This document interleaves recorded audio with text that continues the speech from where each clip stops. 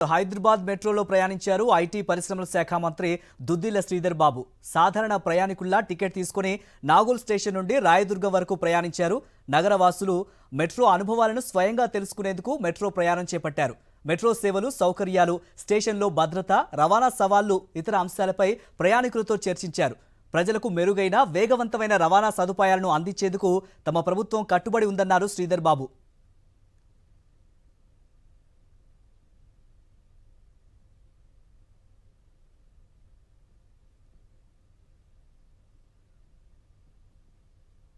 హైదరాబాద్ మెట్రోలో ప్రయాణించారు ఐటీ పరిశ్రమల శాఖ మంత్రి దుద్దిల శ్రీధర్ బాబు. సాధారణ ప్రయాణికుల్లా టికెట్ తీసుకుని నాగోల్ స్టేషన్ నుండి రాయదుర్గం వరకు ప్రయాణించారు. నగరవాసులు మెట్రో అనుభవాలను స్వయంగా తెలుసుకునేందుకు మెట్రో ప్రయాణం చేపట్టారు.